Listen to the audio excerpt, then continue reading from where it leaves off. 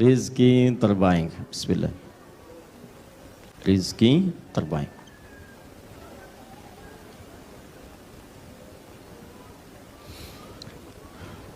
Rizqan thayyiban.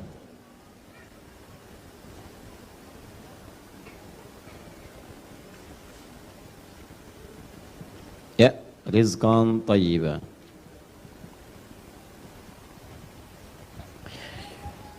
Yang kita bahas pertama adalah pengertian rizki terlebih dahulu.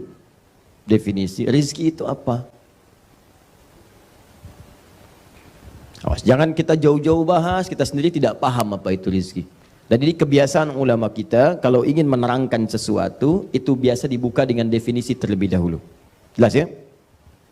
Baik. Kedua, baru kita berbicara ragam atau jenisnya. Ragam rizki dalam Al-Quran. Seperti apa Allah Subhanahu wa Ta'ala menyampaikan keterangan tentang rizki dalam Al-Quran, juga nanti seperti apa Nabi SAW menjelaskan keterangan-keterangan rizki yang dimaksudkan dalam sunnahnya. Sudah? Baik. Satu, definisi. Apa itu rizki? Apa itu rizki? Bapak dan Ibu, makna rizki, kata Ibnu Manzur.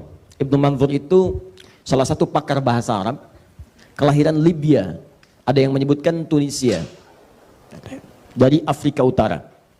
Ya, sudah. Beliau berasal dari Afrika Utara, kemudian orangnya jenius.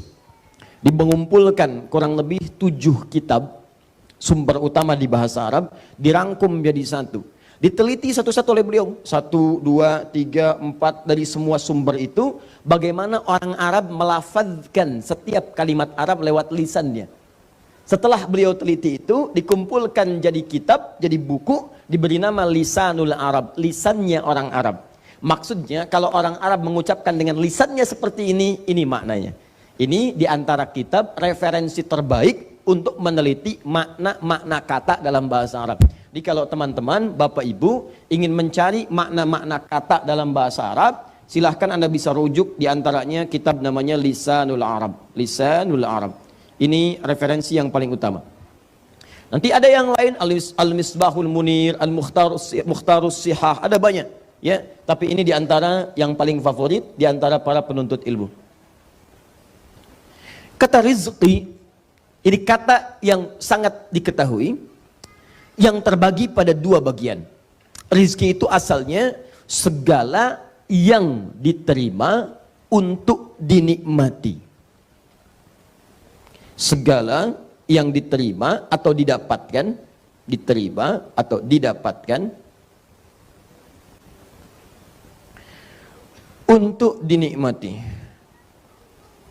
Atau bisa juga diartikan yang menghasilkan kenikmatan. Boleh. Kalau dapat nikmat tuh perasaannya senang tidak? Senang. Bahagia tidak? Bahagia. Nah, umumnya segala yang menghasilkan kenikmatan itu selalu disandingkan dengan perasaan bahagia dan rasa senang. Di setiap Anda mendapati sesuatu yang dengan itu Anda merasa nikmat, bahagia, senang, itu yang disebut dengan rizki. Paham sampai sini? Baik. Saya ulang. Kalau Anda dapat mobil baru, senang tidak? Rizki. Anda dapat snack pagi ini, senang tidak? Senang. Alhamdulillah. Anda dapat minuman pagi ini, senang tidak? Senang. Anda bahagia hari ini, senang tidak? Baik. Anda tenang hari ini, senang tidak? Saya ulang. Anda dapat mobil baru hari ini, tenang tidak? Senang tidak? Anda tenang hari ini, senang tidak? Pilih mana? Dapat mobil tapi gelisah, atau tidak dapat mobil tapi tenang? Jangan pilih yang ketiga, nggak saya kasih. Saya ulang. Pilih mana? Dapat mobil tapi gelisah, atau tidak dapat mobil tapi tenang? Pilih mana? Masa? Di luar tuh udah istikharah dulu, bisa nggak katanya? Baik, lihat sini. Rizki, segala yang diterima atau didapatkan yang melahirkan kenikmatan. Bentuknya ada 2. Yang pertama, bersifat materi. Nyata bentuknya. barang. Makanan itu rizki, minuman rizki, pakaian rizki, kendaraan rizki, keturunan rizki. Awas, hati-hati, keturunan termasuk rizki. Bukankah Anda saat mendapat keturunan merasa senang? Bukankah saat bayinya lahir begitu senang? Sampai Anda kasih kabar sana sini, sampai difoto, masukin ke Facebook, masuk ke Instagram, Masya Allah, junior lahir. Wah, ada yang ngasih tahu lagi, Insya Allah, saya punya anak namanya Abdurrahman. Kapan itu? Nanti kalau sudah nikah. Bisa. Ini materi. Jadi bisa berupa barang, benda sifatnya. Ya. Benda itu bisa benda hidup atau mati. Bisa bentuknya immateri, bukan bentuknya langsung materi yang tampak, non materi. Umumnya berupa hal yang dirasakan. Tenang itu rizki, bahagia, senang itu rizki. Ingat ya, yang melahirkan kenyamanan, ketenangan, kenikmatan. Sudah? Baik, kalau sudah dipahami, semua yang didapatkan, yang diraih, dan itu menghasilkan kenikmatan, maka itu yang disebut dengan rizki. Tapi yang paling menarik, Nabi tidak sekedar saat berdoa menyebutkan kalimat rizki saja, tapi beliau susulkan dengan kalimat yang kedua, thayyibah. Ingat baik-baik. Kenapa dimunculkan kata thayyibah ini? Itu yang kita analisis dulu. Apa makna kata thayyibah ini? Setelah Anda paham kata thayyibahnya, di sini kita mengerti kenapa Nabi tambahkan kata itu dalam doanya. Padahal mudah Nabi mengatakan, Allahumma inna nas'aluka ilman nafi'a wa rizqa misalnya, wa amalan mutaqabbala. Kenapa ditambahkan dengan kalimat thayyibah? Nah, teman-teman sekalian, rahasia kata thayyiban yang pertama ada dalam Al-Qur'an surah kedua Al-Baqarah ayat 168. Paling kanan sebelah bawah. Quran surah kedua Al-Baqarah ayat 168. Ya ayyuhan nasu kulu mimma fil ardi halalan thayyiba. Satu, kata thayyiba dalam Al-Quran seringkali disandingkan dengan kata halal. Jadi ingat, sesuatu yang disandingkan itu, kalau yang pertamanya tidak disebutkan, yang disebutkan yang keduanya, itu otomatis yang pertamanya sudah ikut ke dalamnya. Saya ulang. Tolong fokus baik-baik ya. Ini nanti hukum dalam kaidah bahasa. Kalau ada dua kata, misal, dua kata menyatu. Yang satu dihilangkan, kalau yang dihilangkan yang pertamanya, yang keduanya disebutkan, ini berarti yang pertama sudah diikutkan di dalamnya, tanpa harus disebutkan lagi. Contoh, Subhanalladzi asra bi'abdihi laila minal masjidil haram. Saya beri contoh al-masjidil haram, masjidil haram, masjid al-haram. Adanya di mana? Di Mekah ya, Masjidil Haram, adanya di Mekah. Tapi kalau Anda ke Mekah, umrah atau haji, saya bermohon pada Allah yang belum segera disegerakan insyaallah ya, dengan ikhtiarnya. Nanti kalau Anda kemudian ke Masjidil Haram, lalu Anda tinggal di hotel-hotel sekitaran Masjidil Haram, maka jarang Anda temukan kalimat Masjidil Haram. Yang Anda temukan di lift, di tembok dituliskan, tulisannya cuma satu, Al-Haram. Masjidnya tidak ada. Ya. Jadi kalau Anda misalnya naik angkot, ya, Anda tinggal misalnya di Syari Mansur, tinggal di Misfalah, pengen ke Masjidil Haram, jangan harap kemudian tukang angkotnya mengatakan Masjidil Haram, Masjidil Haram, tidak. Dia akan katakan haram, haram, haram, haram, haram. Ini penting saya sampaikan supaya tidak salah tafsir. Haram, haram, haram, tidak, halal, halal, bukan. Ya.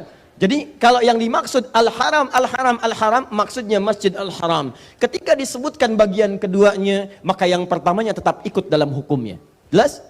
Nanti saya infokan dari sekarang, kalau Anda nanti ke Madinah, ke Mekah, menemukan kata al-haram, al-haram, maksudnya bukan haram dalam hukum fikih, maksudnya Masjid al-Haram. Mau naik lift, ada tulisan haram, al-haram. Astagfirullah. Ada lift haram di Mekah. Terus pilih naik tangga. Anda yang kurang pengetahuan, bukan liftnya yang salah. Jelas ya? Nah, sekarang kata thayyiban Ini penggunaan rumusnya. Kata tayyiban digunakan oleh Nabi. Sedangkan kata tayyib dalam Al-Quran bersanding dengan kata halal. Halalan tayyiban. Kalimat halalnya terletak lebih dulu sebelum kalimat tayyibnya.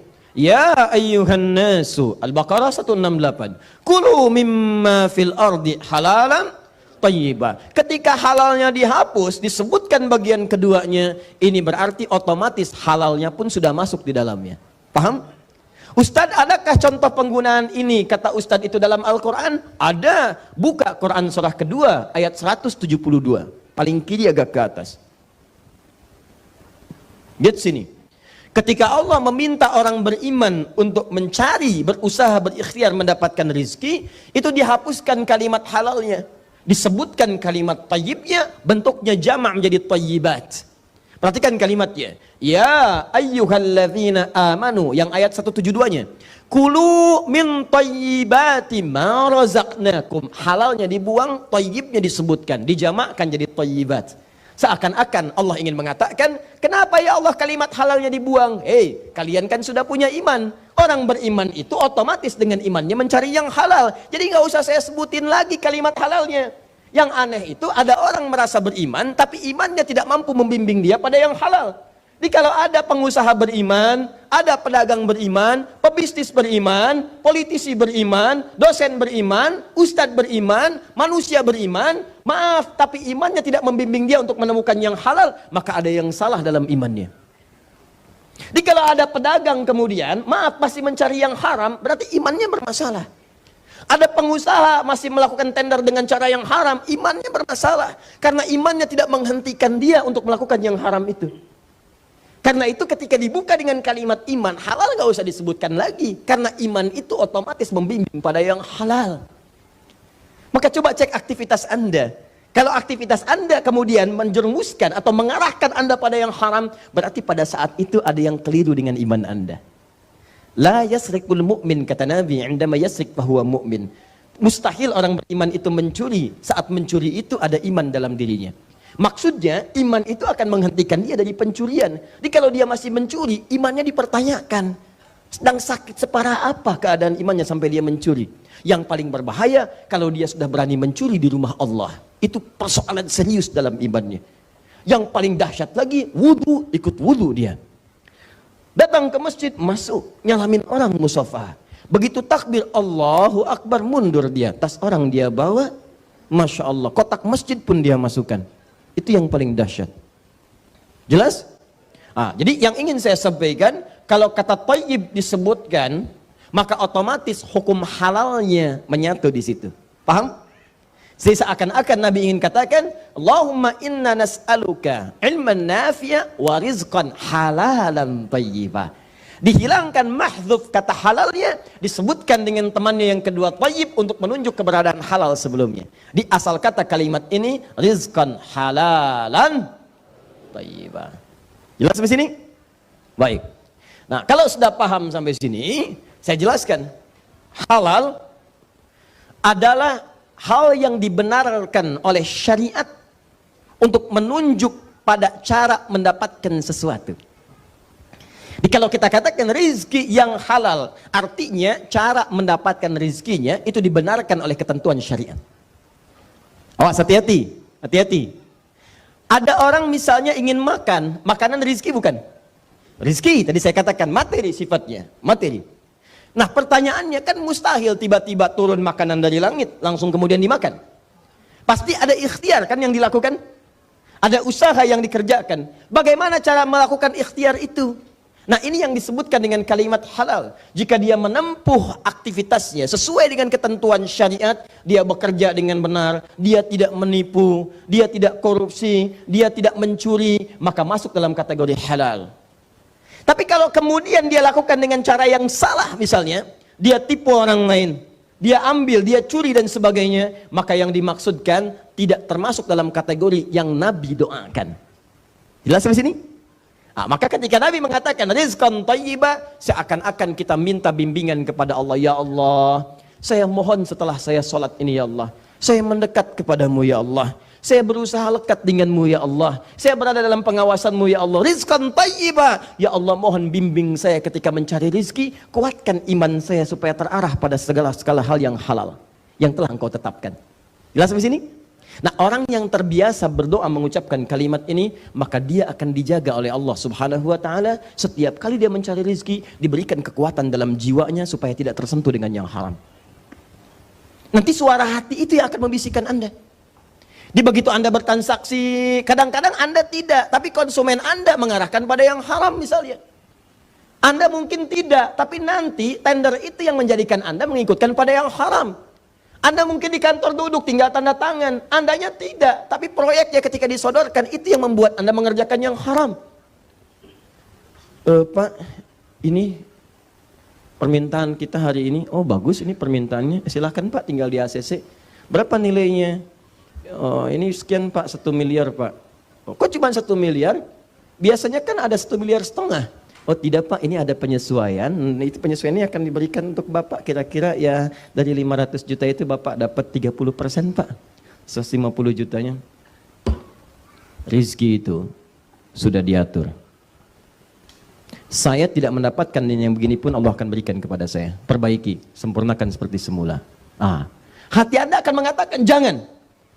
Jangan, karena setiap Anda sholat, begitu selesai sholat, Anda katakan rizqan thayyibah, rizqan thayyibah. Itu begitu dikatakan kalimat tadi, nafsu itu akan ditekan oleh takwa. Di jiwa kita itu ada 2 jenis, ada takwa, ada nafsu. Wa nafsi wa ma sawwaha. Quran surah Asy-Syams ayat 7-10, Quran surah 91 ayat 7-10. Wa nafsi wa ma sawwaha. Di dalam jiwa kita itu, yang sempurna itu ada 2 kecenderungan, 2 bisikan. Awas, fa'alhabaha fujuraha wa takwaha. Nanti ada jiwa fujur, nama lainnya nafsu. Nafsu ini mendorong pada yang buruk. Ya, yang kedua takwa. Takwa ini mendorong pada yang baik. Takwa itu kalau tidak dilatih dengan amalan-amalan, sholat itu bagian dari takwa. Dari mana taunya? Al-Baqarah ayat 2-3. Dzalikal kitabu la raiba fi hudal lil. Siapa mutakin orang takwa di situ? Amalannya ayat 3. Alladzina yu'minuna bil ghaib wa yuqimunas shalah. Jadi takwa itu di antara wujudnya salat. Salat ketika Anda kerjakan melatih takwa. Apa fungsi takwa itu? Supaya jiwa Anda mendapatkan bisikan dari takwa pada yang baik-baik.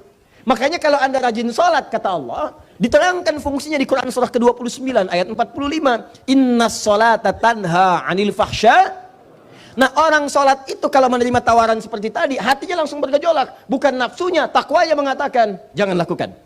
Langsung, baru dia bilang sesuatu aja, takwanya langsung mengelak. Di hatinya langsung gak enak. Jangan. Itu berfungsi itu. Ingat baik-baik, itu akan berfungsi. Itu yang dimaksud. Fa'alhamaha fujuraha wa taqwaha. Nah, Anda pasca sholat mengatakan, ya rizqan thayyibah, rizqan thayyibah. Begitu ada rizki yang tidak halal, haram dia datang. Tidak thayyib dia, maka hati Anda akan berkata jiwa takwanya, jangan terima. Jangan terima. Tapi kalau ini tidak pernah Anda amalkan, apalagi nggak pernah sholat, maka yang berfungsi bukan takwanya, nafsunya, fujurnya. Jangan terima, jangan terima. Itu sedikit, tambah. Nah, itu masalahnya. Makanya keluar kata-katanya nggak enak. Ya, maaf ya, nggak bagus seperti ini. Perbaiki. Kalau bisa lebih banyak. Wah, itu masalah. Jelas ya? Nah, jadi teman-teman sekalian, ini bagian yang pertama, halalan thayyibah. Jadi ketika Nabi katakan rizqan thayyibah, ini berarti memohon kepada Allah supaya Anda dibimbing oleh Allah dalam mendapatkan rizki ini dengan cara yang halal. Apa manfaatnya? Supaya ketika Anda berikhtiar, nanti Allah akan menguatkan keadaan hati kita supaya istiqomah dengan yang halal. Jangan dikira godaannya ringan loh. Sekarang ini tidak mudah. Tidak mudah teman-teman. Ya, bahkan ada orang mengatakan untuk dapat yang haram aja susah sekarang, apalagi yang halal. Tapi itu tidak berlaku dalam kaidah Al-Quran. Tidak demikian. Nanti kita akan lihat. Nah, 2, thayyibah. Taba yatibu thayyiban. Wa tibatan. Wa tubatan. Ada 3 makna. Tibah, taba, thayyibah, tubah. Baik, thayyiban kalau dikaitkan dengan rizki, itu artinya segala yang menguatkan dan menyehatkan, membuat kuat, sehat secara fisik. Misal ya, maaf sekali, Anda bekerja sebulan misalnya dapat rizki, taruhlah misal saja 100.000 Anda dapatkan. Lalu 100.000 itu Anda ingin belikan makanan, ya, untuk pokok kehidupan.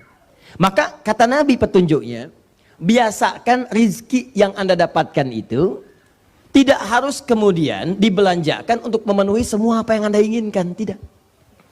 Cari dari situ apa yang Anda butuhkan, yang bisa menguatkan fisik dan membuat Anda sehat. Jadi kalau mau cari makanan, tidak semua yang Anda inginkan mesti dibeli. Lihat dulu itu menyehatkan nggak buat Anda. Itu membuat fisik kuat atau tidak. Makanya kalau orang Arab ditanya, kaifa haluk? Bagaimana kabarmu? Alhamdulillah ana thayyib. Maksudnya saya sehat hari ini. Saya kuat. Nah, Anda dapat uang berapapun, cari makanan yang menyehatkan, bikin Anda kuat. Prinsipnya kebutuhan, bukan keinginan. Ragam itu boleh, warna ungu, warna biru, warna merah, nggak ada masalah. Makanan ini, makanan itu, pengen makan ke nasi padang, boleh. Makan pagi dengan sore, silahkan, pagi, sore. Ya, pindah rasa misalnya, silahkan, siang malam. Pagi sore sudah ada, siang malam ada, cari yang ketiga, begadang.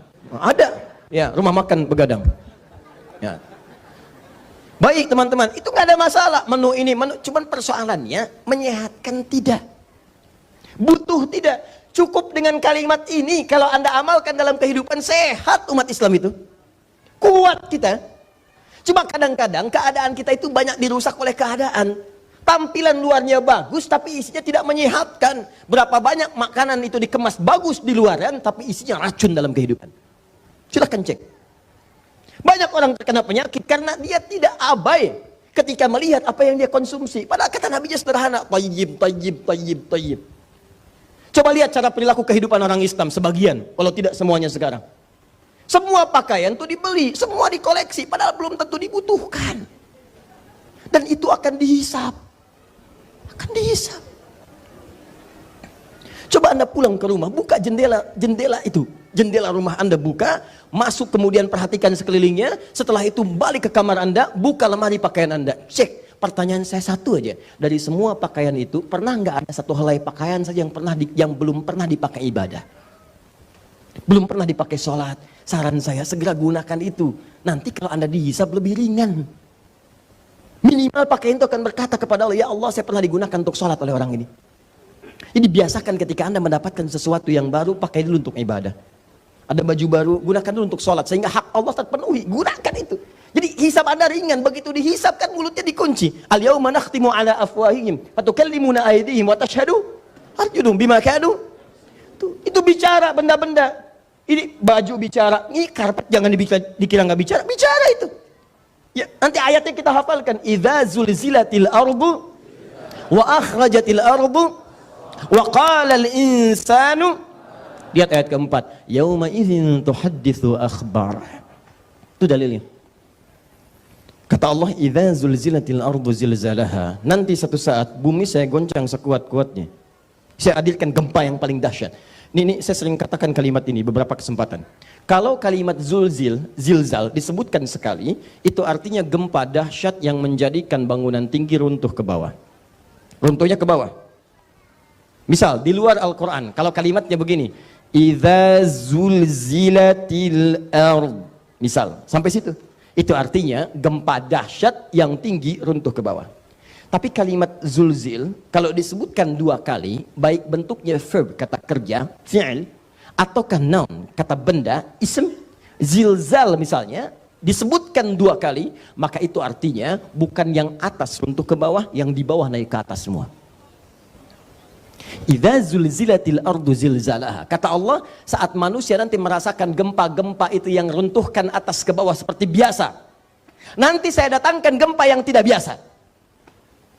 Sekarang orang sudah merasa gempa itu biasa. Dulu setiap ada gempa itu zikir langsung tuh, zikir astagfirullah, la ilaha illallah. Padahal yang kerasa kecil.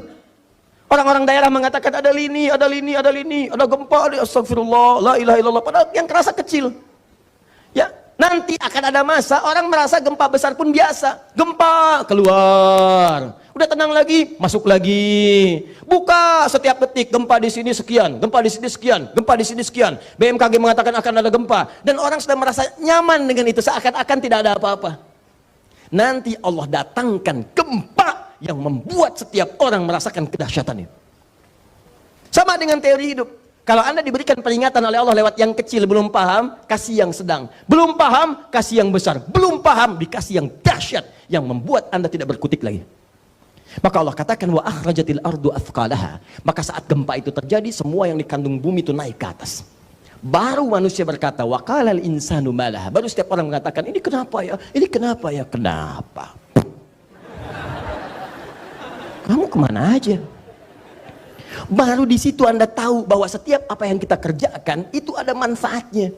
Di karpet akan bicara, ya Allah, ketika si fulan sedang senang-senang di luar, hambamu ini yang Allah menduduki aku, dan dia fokus, ya Allah, untuk menyimak mempelajari ketentuan syariatmu. Semua akan bicara. Papan tulis bicara, penghapus bicara. Ya Allah, saya bersaksi ketika itu taklim saya digunakan untuk menghapus, yang pakai saya ustadznya aja, jamaahnya nggak ada yang bantuin. Misal. Itu bisa terjadi. Paham sampai sini? Jadi maksud saya, coba dari setiap apa yang kita dapatkan itu, yang Allah titipkan kepada kita. Lihat kalimat saya. Dari setiap apa yang Allah titipkan kepada kita dan kita dapatkan itu semua, maka pastikan cari dengan cara yang halal dan gunakan dengan prinsip kebutuhan. Akhirat saya butuh enggak? Nah, kalau hidup seperti itu enak. Ini kalau walaupun Anda dapatkan dengan cara yang halal, tapi setiap keinginan ingin diwujudkan itu Nabi tidak menyukainya. Dosa sih enggak, cuma Nabi enggak suka. Kenapa Nabi enggak suka? Itu bisa membuat Anda capek dalam hidup. Udah nyarinya susah, memang halal, cuma nanti pencariannya lebih banyak. Karena lebih banyak, waktu ibadah Anda terbuang. Papa, Mama pengen pakaian baru, Pak. Yang kemarin udah nggak cukup. Ya udah, yuk cari. Kapan nyarinya? Besok ya, Pak. Di mana Mama mau nyari? Di Paris ya, Pak. Paris. Tinggal di Ciamis, pengen nyari di Paris. Tuh. Berangkatnya berapa lama ke sana? Di jalan kepake waktunya banyak, habis kebuang. Biasa baca Quran, biasa zikir, sekarang mulai ngantuk, kena jet lag, nyampe sana tokonya tutup. Balik lagi. Coba lihat, berapa ini mungkin contoh yang paling ekstrim, yang sederhana kan gampang. Pengen makan, ada dekat rumah, pengen ke jauh-jauh.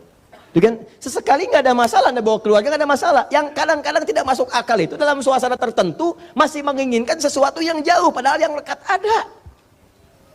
Tuh, nasi goreng malam-malam, nasi goreng.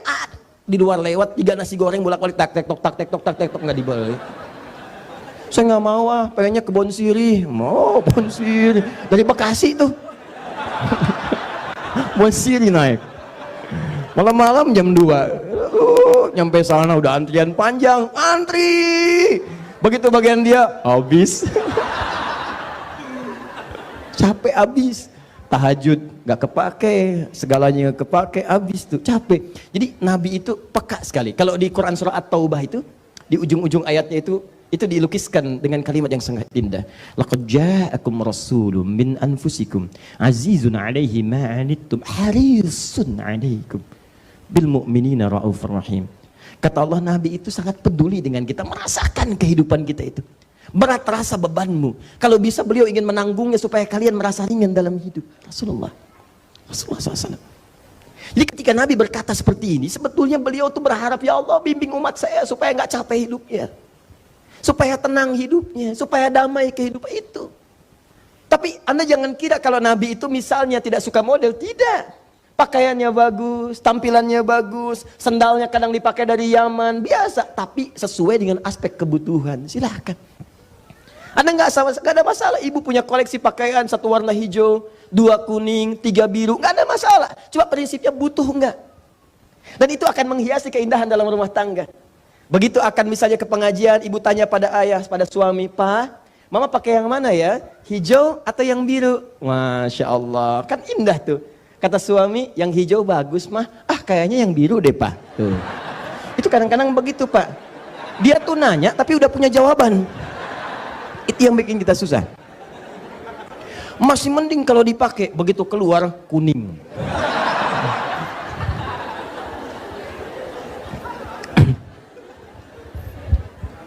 Baik. Pernah punya pengalaman begitu? Ya, kembali ya. Nanti kita gantian, Bu, ya. Baik. Ingat, segalanya akan bersaksi. Ya, segalanya akan bersaksi.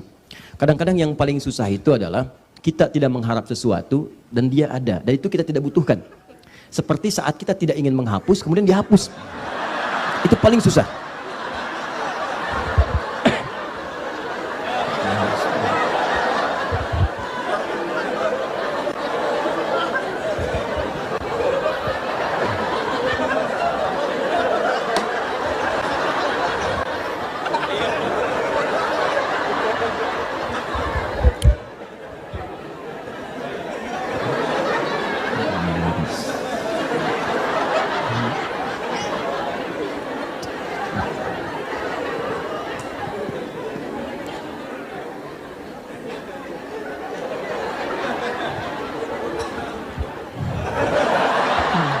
Ya, lihat sini. Paham ini rizki? Halal paham? Tayyib paham? Saya cek. Halal itu, maaf, dari esensi kebutuhannya atau cara mendapatkannya? Baik, kalau tayyib itu kualitasnya atau caranya? Aspeknya kebutuhan atau keinginan? Maka ketika Nabi berdoa, rizqan tayyiba, maksudnya bimbingan kepada kita. Kalau Anda ingin mendapatkan rizki, cari dengan cara yang halal, gunakan yang halal untuk mendapatkan yang tayyib. Paham? Ini kalimat singkat padat, ini aja kita pakai dalam hidup. Maka hidup kita insya Allah akan nyaman kita jalani. Ya, fisiknya sehat, kuat, pikiran tenang, dan nyaman kehidupan dijalani. Tapi yang paling dahsyat dari kalimat ini kan permohonannya ke Allah. Maksudnya, saat ini tiap hari Anda latih, minimal 5 kali dalam sehari. Subuh, zuhur, asar, maghrib, isya. Begitu selesai doa. Mintakan ini. Demi Allah saya katakan, kalau manusia sifatnya itu pasti jauh beda dengan Allah. Laisa kamitslihi syai'. Manusia itu kalau diminta sekali mungkin ngasih, 2 kali sudah nggak enak, 3 kali marah. Allah beda, tidak diminta Allah marah. Minta berkali-kali Allah senang, bahkan cepat mengabulkan. Nah ini kita minta 5 kali dalam sehari, masa nggak dikabulkan? Jadi ketika Anda memohon kepada Allah, rizqan tayyiba, itu nanti Allah akan turunkan kemantapan dalam jiwa kita dan bimbingan mengarahkan pada rizki yang kita mohonkan itu. Nah, berapa dari semua permohonan yang kita panjatkan ini, berapa kali kita mendapatkan respon dari Allah Subhanahu wa taala? Yang paling menarik, jawaban Qur'annya bukan berapa kali, tapi berapa banyak yang Allah berikan kepada kita saat kita sekian banyak memohon kepada Allah. Tidak tanggung-tanggung, Allah bisa berikan 8 jenis rizki yang dengan 8 itu cukuplah memudahkan semua kehidupan kita.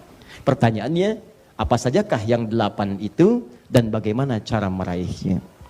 Inilah sebagian kedua dari pembahasan yang kita bahas tentang kalimat rizqan thayyibah. Sampai sini paham? Kalau paham, saya hapus dulu sebagian. Saya hapus.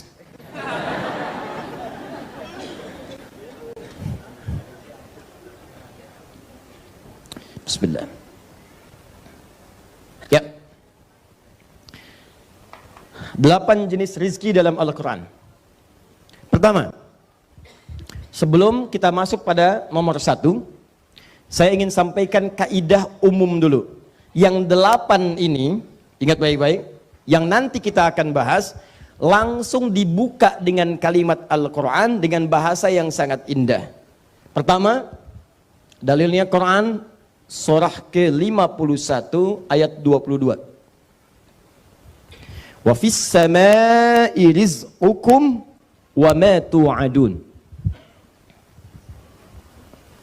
Kedua, Quran surah Hud ayat yang ke-6. Sudah? Quran surah Hud ayat yang ke-6. Hud surah ke-11 ayat yang ke-6.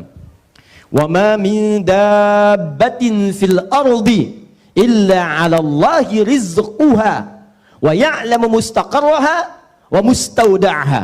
Awas, hati-hati. Dan setiap makhluk di bumi, bahkan binatang yang melata pun, melata yang kecil-kecil, yang gerakannya lambat, gitu kan? Yang seakan-akan orang katakan, ih dapat rezeki enggak nih? Ya dari jauh udah lambat, belum tentu bisa dia dapat. Kata Allah, kamu jangan duga, semua makhluk, bahkan binatang melata yang paling kecil pun, saya telah tetapkan rezekinya. Keterangan pertama kata Allah, semua rezeki itu sudah diatur oleh Allah Subhanahu wa taala, semua makhluk pasti mendapatkan sesuai kadarnya. Jadi kedua, Quran surah ke-11 ayat 6.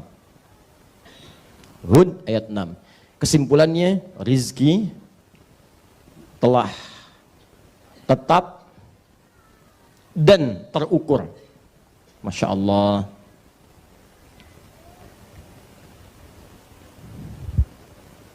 Dari mana ini sudah yang telah tetap ini? Quran surah 51 ayat 22, Quran surah 11 ayat ke-6. Yang kalimat terukurnya Anda temukan di Quran surah Al-Ghasyiyah. Ingat? Maaf, Al-A'la. Quran surah Al-A'la ayat yang ketiga. Sabbihisma rabbikal alladzi khalaqa. Ayat tiganya walladzi qaddara fahada. Maka dialah Allah yang telah menetapkan ukuran dari segala hal. Di antara makna ukuran itu kata para ulama tafsir adalah ukuran dari rizki. Rizki kita sudah terukur. Jelas sampai sini? Baik, jadi rizki setiap makhluk apalagi manusia itu sudah tetap dari Allah Subhanahu wa taala dan sudah terukur nilainya. Baik. Kapan itu ditentukan oleh Allah? Buka kemudian hadis yang paling cepat lihat Al-Arba'in saja. Ini karena banyak dikaji di sementara komunitas-komunitas pengajian. Buka Al-Arba'in nomor hadis yang keempat. Hadisnya dari Abdullah bin Mas'ud radhiyallahu taala anhu.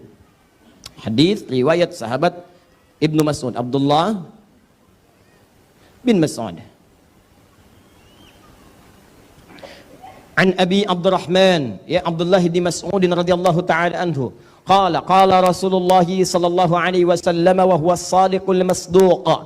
Ya inna ahadakum yujma'u fi batni ummihi 40 yawman nutfah. Kata Abdullah bin Mas'ud radhiyallahu taala anhu, bersabda Nabi sallallahu alaihi wasallam, sedangkan beliau pribadi yang sangat jujur, benar dan dibenarkan. Beliau itu benar, jangankan kawan, lawannya pun membenarkan. Maksud kalimat ini, kalau lawan-lawan Nabi saja membenarkan, masa Anda umatnya tidak meyakini? Di keterlaluan kalau ada umat Nabi tidak meyakini Nabi, lawannya aja mengiyakan, masa umatnya enggak? Ingat itu ya. Kalau ada bahasa seperti ini, as-sadiqul masduq dalam hadis, itu artinya hadis yang disampaikan berisi informasi gaib yang kadang kita tidak mengetahuinya. Baik, apa kata Nabi? Inna ahadakum yujma'u fi batni ummihi 40 yawman nutfah. Setiap kalian akan dihimpun di perut ibundanya dalam fase penciptaan 40 hari pertama berbentuk nutfah. Pancaran spermatozoa dengan ovum berproses. Thumma yakunu mithla dzalika 'alaqah. Kemudian 40 hari yang kedua berbentuk 'alaqah, zigot yang menempel di dinding rahim. Thumma yakunu mithla dzalika mudghah. 40 hari ketiga 120 hari, 4 bulan berbentuk mudghah. Segumpal daging keratan, mulai ada bentuk terlihat. Thumma yursalu ilaihil malak. Maka 40 hari ketiga ini 120 hari diutuslah seorang malaikat, malak. Ya. Fayanfukhu fihi ruh. Dengan izin Allah dia ditugaskan meniupkan ruh. Wa yu'maru bikatsbi arba'in, dan diperintahkan untuk menetapkan 4 hal. Yang pertama bikatsbi rizqihi. Rizkinya ditetapkan. Jadi usia 4 bulan di kandungan. Sejak kandungan. Sejak di alam rahim. Rizki yang disebutkan ini ditetapkan bagi si fulan. Misal, si fulan akan lahir 4 bulan di kandung ibunya. Dalam 4 bulan itu rizkinya mulai ditetapkan oleh Allah Subhanahu wa taala. Ukurannya jelas. Sampai dia wafat. Ingat, di Al-Bukhari disebutkan tidak mungkin seseorang itu wafat kecuali hatta tastawfiya rizqaha, sampai dia mendapatkan semua ketetapan dan ukuran rizkinya. Di ketika Allah tetapkan usia kandungan 4 bulan, misal si fulan sesuai dengan maslahat hidupnya. Bukan masalah kaya atau cukup, sesuai dengan maslahat hidupnya. Yang dengan bekal itu dia bisa dekat kepadaku, kata Allah. Dia ibadahnya bisa maksimal, dia bisa masuk surga. Maka ditetapkan misal 100 miliar sampai meninggal. Cuma sifatnya gaib, dirahasiakan. Sifat rizki rahasia, tidak dibuka. Sebab nanti kalau dibuka, Anda tidak akan nyaman menjalani kehidupan. Nggak enak, nggak semangat Anda. Misal, nama siapa? Mas? Ya? Iman. Dengan imannya yang kuat, terdorong untuk mengambil penghapus. Misal, Mas Iman rizkinya, misal saja 1 miliar. Hari ini, sampai jam 9 lewat 1/4, udah ngambil 999 juta. 999 ribu rupiah. Tinggal berapa? 1000. Sedangkan rumus dalam hadis, 999 juta 999 ribu rupiah, tinggal 1000. Rumus dalam hadis, rizki ini kalau sudah didapatkan semuanya, maka dia bersanding dengan kematian, wafat dia. Makanya di hadisnya setelah rizki, kemudian baru ajalnya. Ya rizqaha, kemudian wa ajaliha. Baru kemudian ajalnya. Ajal itu batas hidup. Ingat, beda antara umur dengan ajal. Kalau ajal batas hidup. Buka Quran surah ke-7 ayat 34. Walikulli ummatin ajal fa idza jaa ajaluhum la yastakhiruna sa'ata wa la yastaqdimun. Setiap umat manusia kita itu punya ajal, batas hidup. Ajal nih, sampai sini misal. Kalau sudah sampai ajalnya, maaf, nggak bisa maju, nggak bisa mundur. Jadi jangan berpikir bunuh diri, nggak ada kerjaan. Yang mau bunuh itu nggak ada kerjaan. Karena nggak bunuh diri pun kalau sudah meninggal, ya meninggal aja. Nggak ada kerjaan. Anda berusaha, kalau belum datang ajal, nggak akan meninggal juga. Minum baygon 1 kontainer, ajal belum datang, nggak akan meninggal. Cuma nyiksa diri aja, capek, sakit, sampai meninggal. Meninggalnya nggak saat itu. Jadi nggak usah nyari sesuatu yang sudah diatur. Mikirkan sesuatu yang sudah diatur, itu nggak ada kerjaan, buang-buang energi. Sama dengan mencela yang sudah terhina, itu buang-buang energi. Ingin dipuji pada sesuatu yang tidak layak. Katanya pujian milik Allah, Anda pengen dipuji, itu buang-buang energi. Sama. Mikirin matahari yang sudah jelas terbit di barat.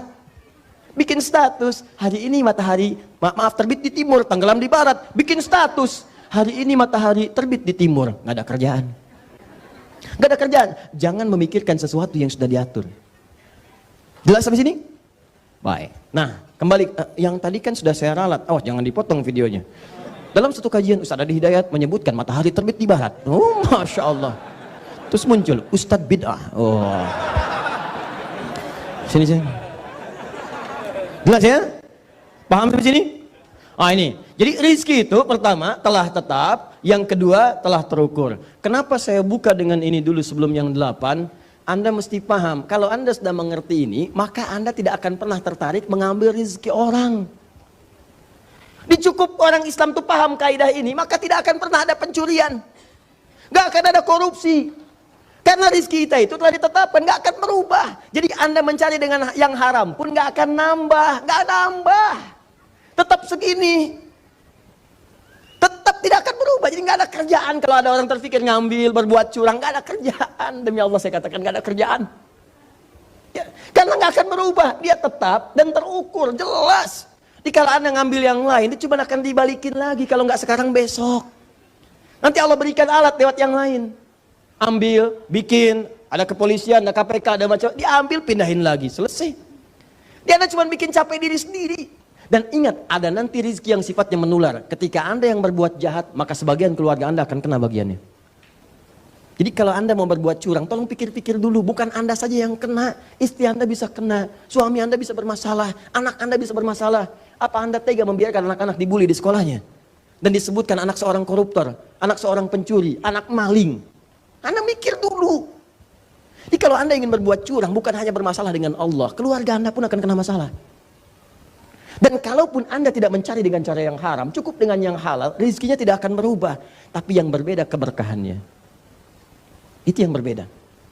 Jadi jangan mau kalau ditawari dengan hal-hal yang curang, karena itu tidak akan pernah merubah keadaan. Paham sampai sini? Ya, jadi cukup saya jelaskan kalimat ini yang bersumber dari Al-Quran, maka orang beriman tidak akan berpikir untuk mencari yang salah dalam kehidupan pencarian rezekinya. Ini gambaran pertama. Jangan takut teman-teman sekalian, rezeki kita sudah diatur. Yang belum jelas itu surga kita. Ya, sekarang kita bicara keberkahan. Kalau sudah paham ini, kita bicara keberkahan. Ya, ini tidak mudah ini. Banyak, tapi mencarinya dengan cara yang haram, maka haram akan menggugurkan keberkahan di dalamnya. Tapi Anda dapatkan dengan cara yang halal, walaupun cuma sedikit terlihatnya, ketika muncul banyak berkahnya, maka disitulah fungsinya akan Allah lipat gandakan. Sehingga seakan-akan Anda tidak membutuhkan yang lain kecuali yang Anda pegang saja. Saya tanya pada Anda, jika Anda mendapatkan 100.000 berkah, dan ditawari 100 juta tidak berkah, Anda pilih yang mana? 100.000 berkah atau 100 juta tidak berkah?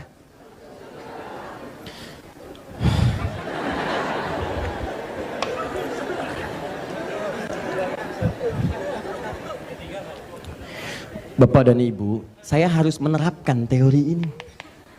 Saya sedang mengetes bagaimana keyakinan kita kepada Allah. Kalau jawaban ketiga, itu semua orang pasti mengharapkannya. Jadi nggak saya tanya, pun Anda pasti milih itu. Cuman kita sedang berbicara dalam situasi begitu, bagaimana keterkaitan kita dengan Allah, online nggak? Ada nggak kekuatan jiwa kita tuh? Yang ketiga mah nggak usah dipilih. Memang nggak ada pilihan, yang ada itu cuma 1 atau 2. Itu aja, 3 nggak ada. Maka saya tanya, 1 100 juta tidak berkah, yang kedua 100.000 berkah, pilih 1 atau 2? Ya sudah. Susah amat. Ketiga mah nggak saya ajuin, pilihannya emang nggak ada. Jangan kemana-mana, saya lagi nerangin ini. Maksud saya begini, kalau Anda dihadapkan pada situasi yang begini dan tidak ada pilihan yang lain, ingat, yang ideal itu semua mengharapkan, tapi tidak semua apa kita temukan itu ideal. Tidak demikian. Anda akan berhadapan dengan situasi, jangan kira mudah ya. Setiap yang kita pelajari itu akan ada prakteknya. Jadi kaidah ilmu itu begini, ketika Anda mendapatkan pengetahuan, maka Allah akan lekas mengujinya. Dan Anda akan dihadapkan pada yang demikian. Saat di pasar, di kantor, di mana-mana dan sebagainya. Ya, ingat itu. Ini yang saya maksudkan. Ya, bukan aspek yang lain. Sudah, kalau sudah paham ini, maka kesimpulannya jangan coba-coba mencari yang haram. Karena konsekuensinya, 1, keberkahan akan hilang. Berkah itu artinya ziyadatul khair, bertambah nilai manfaatnya. Jadi walaupun cuma dapat 100.000, tapi karena manfaatnya banyak, dijaga oleh Allah kebutuhannya. Nah, kadang-kadang kita bahas yang 8 sekarang, Allah datangkan rizki yang lewat ikhtiar kita. Bukan ikhtiar mencari, tapi Allah datangkan dari sisi yang tidak Anda duga. Apa saja 8 jenis rizki ini? 1, kita mulai.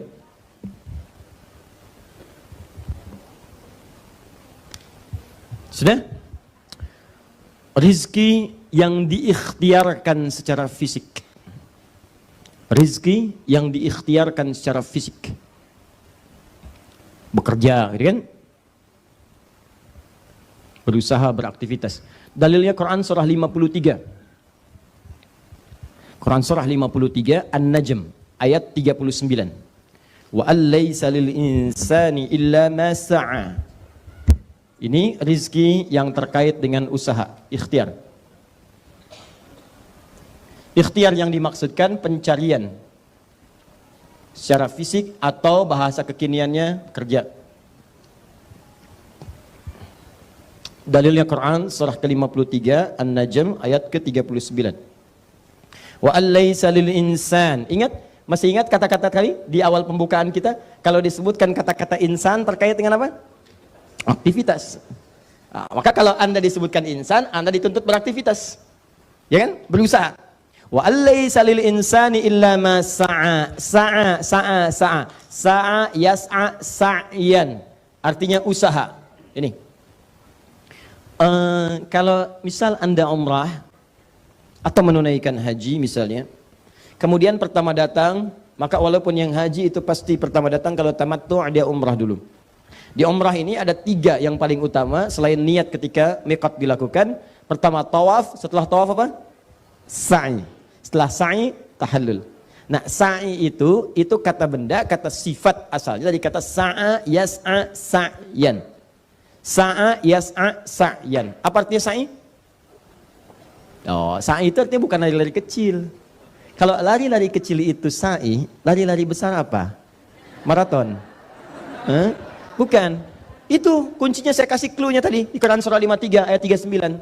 Sa'a yas'a sa'yan. Usaha yang sungguh-sungguh, yang serius itu disebut dengan sa'i. Sa'i itu usaha yang serius, pencarian yang sungguh-sungguh.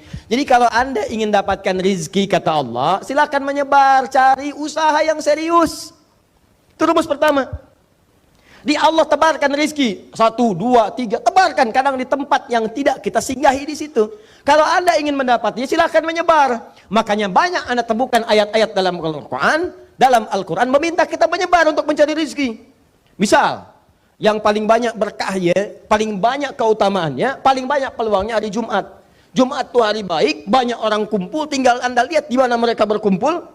Nah, ketika mereka kumpul, banyak kumpul, menyebar, kumpul. Setelah Anda tunaikan sholat Jumat, kata Allah, buka Quran surah Al-Jumu'ah, surah ke-62 itu. Ayat yang ke-10, paling kiri agak sedikit ke atas. فَإِذَا قُضِيَتِ الصَّلَاةُ فَانْتَشِرُوا فِي الْأَرْضِ. Kalau Anda sudah selesai Jumatan, kata Allah, lihat peluang. Maksud peluang di situ bukan cuma sekedar Jumatnya saja. Maksudnya kalau Jumat itu kan banyak orang. Habis Jumatan kan menyebar tuh, menyebar kemana-kemana, orang menyebar, keperluannya banyak. Ada yang lapar, ada yang pengen pakaian, ada yang pengen minuman, ada yang pengen macam-macam. Itu cuma contoh aja. Dalam bahasa Quran itu, dzikrul ba'di yuradu bihil kullu. Dalam kaidah bahasa Indonesia, sinekdok pas prototo. Disebutkan sebagian yang dimaksud keseluruhan.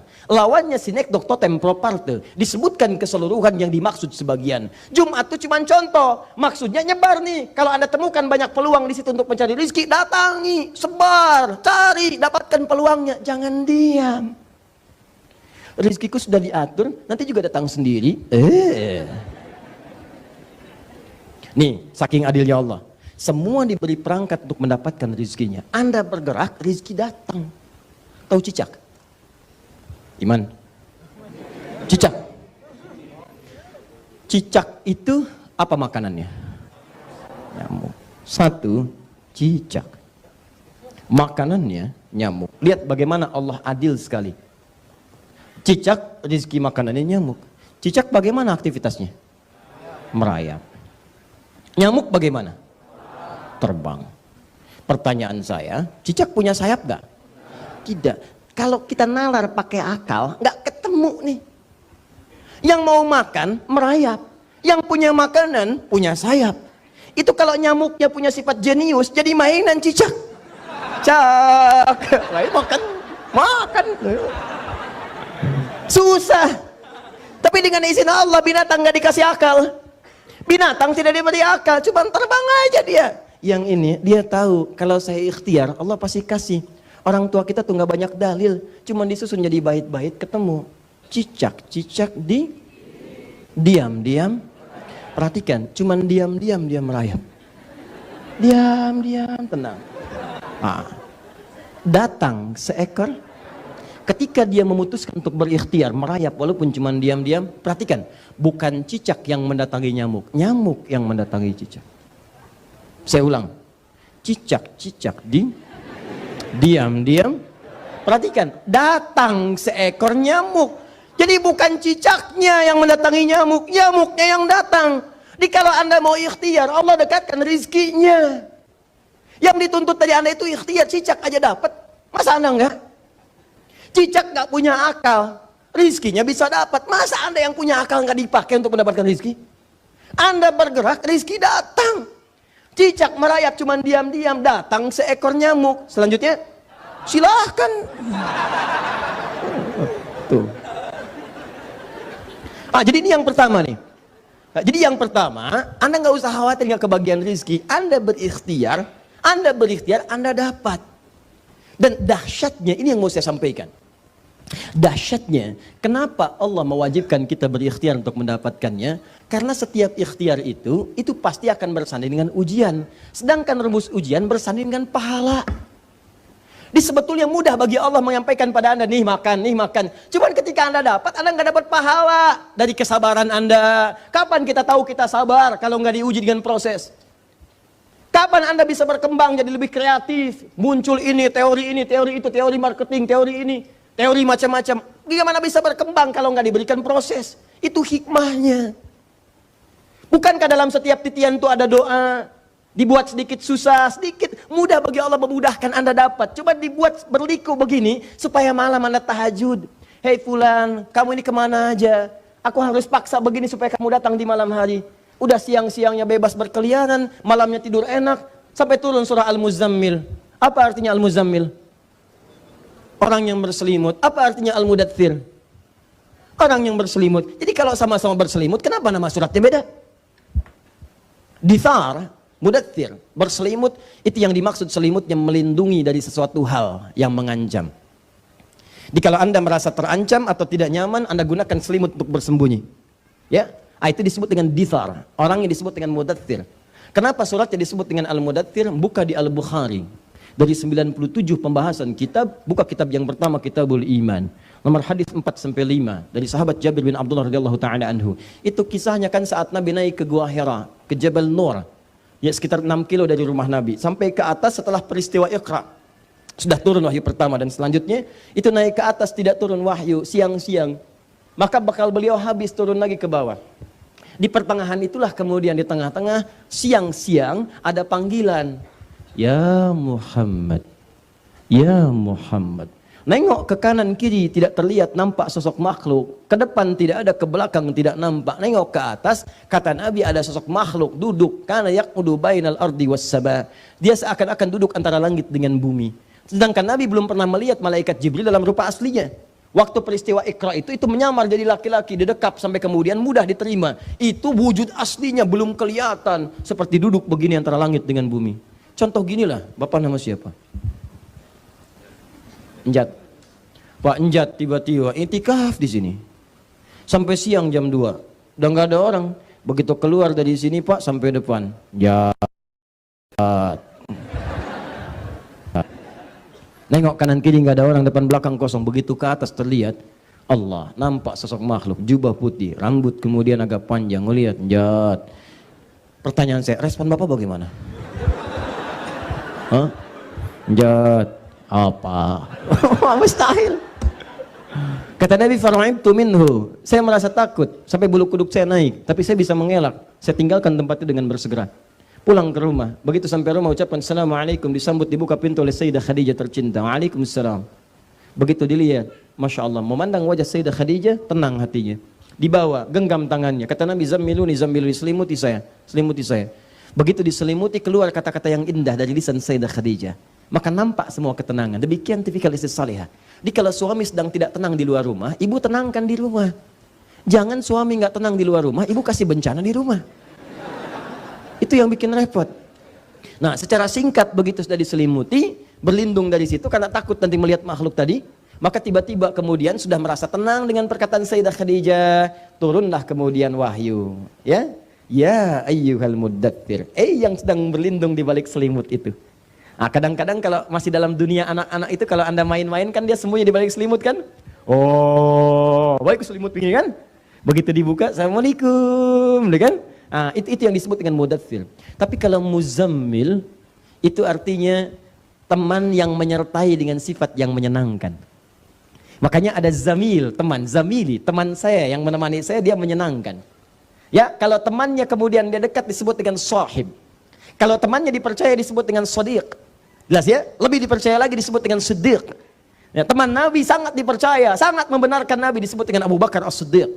Jadi kalau Anda punya teman, menyenangkan, enak, nyaman, zamil. Ada orang yang kadang malam-malam atau keadaan tertentu berlindung, bukan berlindung dari sesuatu yang mengancam, tapi ingin senang nyaman dengan selimut. Pakai selimut supaya enak tidurnya. Duh, kata Allah turun ayat, Quran surah ke-73 itu. Ya ayyuhal muzammil. Hei orang yang sedang enak-enakan dalam selimut itu. Qumil laila illa qalila. Ayo coba bangun malam. Nisfahu aw yunqus minhu qalila. Walaupun cuma sedikit. Au zid alaihi warattilil Qur'ana tartila. Atau tambah juga sedikit lagi, katanya pengen ke surga. Innalaka fin nahari sabhan tawila. Kamu ini aneh, katanya pengen ke surga. Surganya Firdaus, siang-siang sibuk beraktivitas, malam-malam begitu enak tidur dengan selimut. Cita-cita surga Firdaus lagi. Kamu ini gimana? Atau aku yang harus bagaimana? Inna nasyi'atal laili hiya asyaddu wat'a wa aqwamu qila. Bangunlah sedikit. Malam itu kalau kamu bangun, sentuhannya ke jiwa begitu dahsyat. Perkataannya mudah untuk diresapi. Itulah al-muzammil.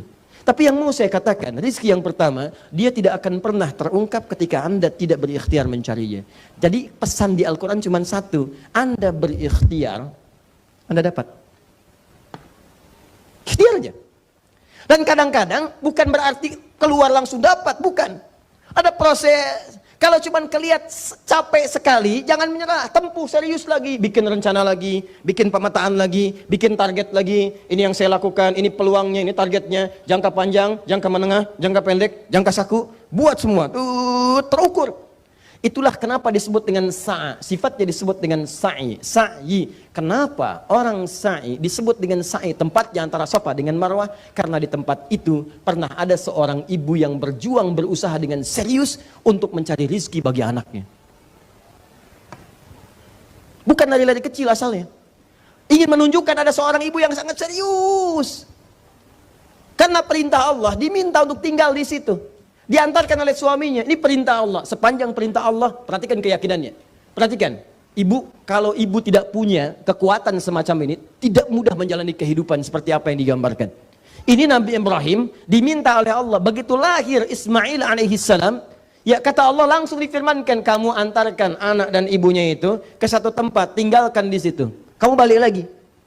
Tempat itu dilukiskan di Quran surah ke-14 dengan namanya alaihi salam, Ibrahim alaihi salam, ayat 37. Rabbana inni askantu. Ya Allah, engkau perintahkan saya sekarang ya Rabb, untuk menempatkan, saya tempatkan sebagian dari keturunan saya. Di mana? Biwadin ghairi dzi zar'in 'inda baitikal muharram.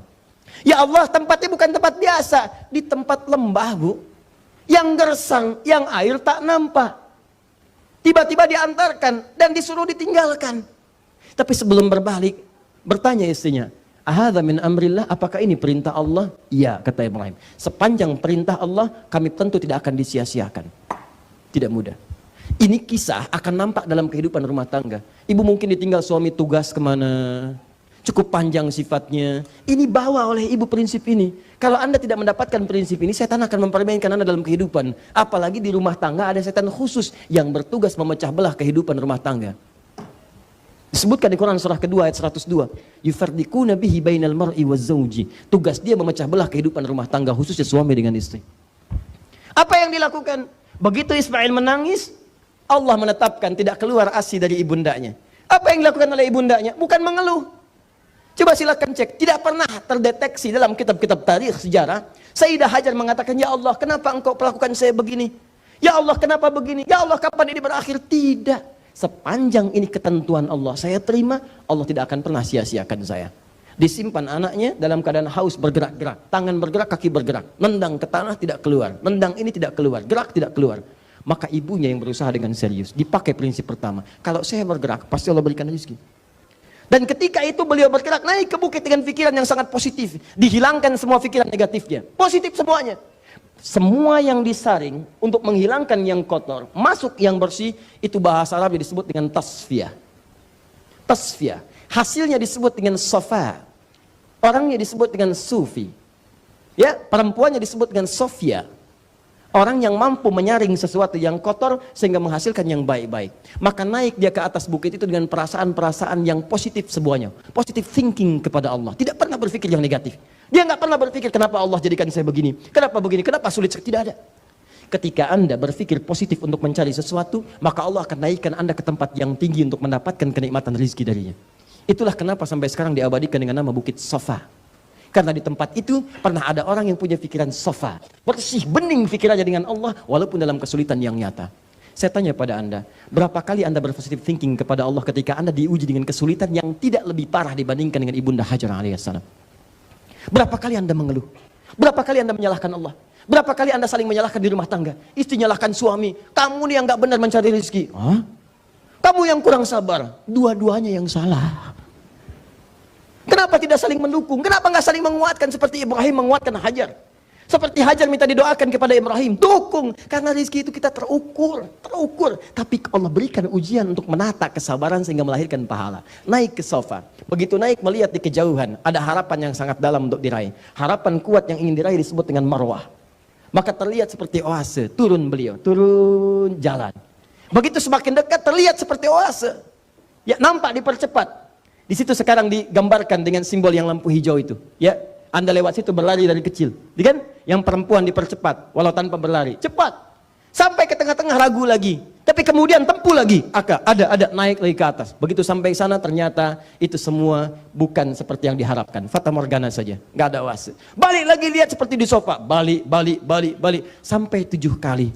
Yang paling mengesankan ketika sampai ke marwah itulah pada yang ke-7. 1 ke marwah, 2 ke sofa. 3 ke marwah, 4 ke sofa. 5 ke marwah, 6 ke sofa. 7 ke marwah. Ingat sa'i itu pasti 7 kali. Dimulai di sofa, berhentinya pasti di marwah. Jadi kalau ada yang berhenti di sofa, itu pasti yang pertama kemungkinan 6 kurang. Atau dia terlampau soleh 8 misal. Ya, tapi pasti berhentinya di marwah. Jelas ya? Berhenti di marwah. Yang paling dahsyat ketika berhenti di marwah, tiba-tiba anaknya tangisannya semakin keras. Kan? Dikejar, begitu dikejar ternyata hentakan kaki anak itu dari hentakannya keluar air. Kata ibunya, zam. Ibunya tidak mengatakan ijma, ijma, ijma, ijma, ijma atau ati, ati, ati, ati. Kalau ijma cuma kumpul, kumpul, kumpul. Kalau zam bukan. Zam itu artinya kumpul, jangan berhenti. Kumpul, jangan berhenti. Kumpul, jangan berhenti. Kata ibunya zam, zam, zam, zam. Kumpul, jangan berhenti. Kumpul, jangan berhenti. Kumpul, jangan berhenti. Sampai hari ini air itu tidak pernah berhenti.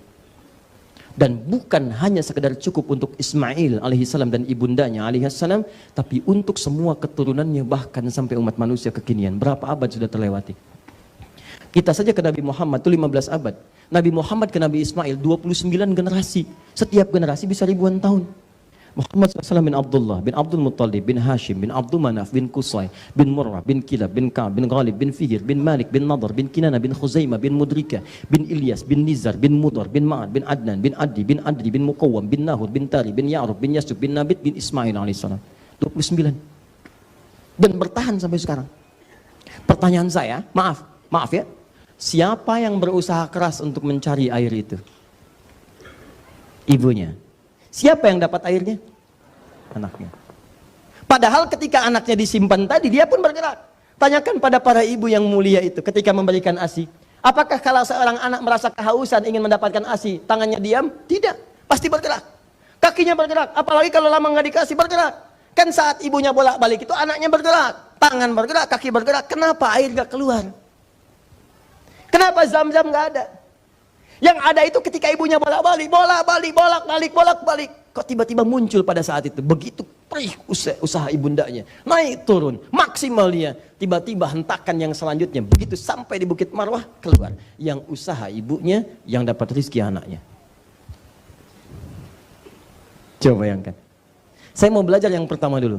Kesimpulan pelajaran yang pertama, ketika Anda berikhtiar teman-teman, itu boleh jadi mungkin bukan satu pertama kali ikhtiar. Yang ketujuh kali itu baru Allah berikan.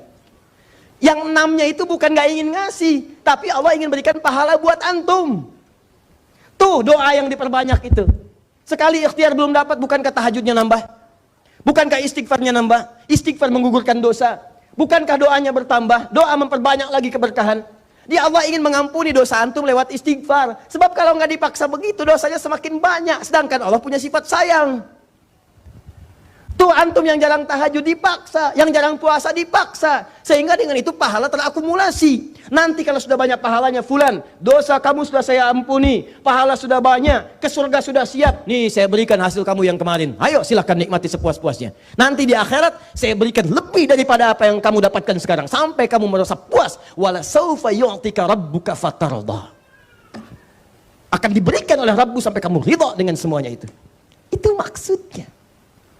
Jadi kalau ibunda kita Hajar alaihissalam 7 kali berusaha tidak pernah menyerah dan berhasil memaksimalkan potensi dirinya di hadapan Allah, sabar, berdoa, kebaikan. Beliau itu istri Nabi, Bu, dijamin surga, dekat dengan Allah, mulia sifat. Jadi muliakan kisahnya bahkan dalam Al-Quran. Berusaha ikhwan 7 kali tanpa putus asa dan dapat rezeki dari Allah mengalir sampai sekarang. Antum itu siapa? Istri Nabi juga bukan, antum juga sama. Silahkan, sahabat juga bukan, tabi'in juga bukan, imam juga belum tentu, makmum kadang-kadang. Ayo coba cek, ibu demikian adanya, surga belum terjamin. Kisah ibu nggak pernah disebut di Quran, cari ibu nggak ketemu, cari. Lantas siapa Anda baru sekali berusaha sampai mengeluh, kemudian bernegatif thinking kepada Allah? Apa engkau tidak sayang lagi kepadaku ya Allah? Ya Allah, aku sudah tahajud, aku sudah puasa, kenapa belum turun juga? Belum banyak. Ayo, naikkan lagi. Itu yang dimaksudkan. Paham sampai sini? Nah, kalau Anda mengerti tentang ini, apalagi nanti rezeki di rumah tangga, cukup suami berikhtiar, maka Allah datangkan rezeki sekeluarga. Jelas? Nah, jadi jangan berputus asa Anda ketika berikhtiar, karena ketika Allah tetapkan, Allah akan jamin. Cuma mungkin kadang-kadang Anda mesti naik turun, kadang di atas seperti di sofa, kadang turun ke bawah, kadang datar, kadang mesti naik lagi. Itu biasa, itu gambaran. Setiap hari kita berusaha. Kalau sehari nggak dapat, hari kedua nggak dapat, hari ketiga. Itu yang dimaksud dengan sa'i 7 kali bolak-balik. Tawaf berkeliling 7 kali dalam sehari, 7 hari dalam sepekan. Terus cari dengan maksimal. Itu yang dimaksudkan dengan rezeki yang pertama.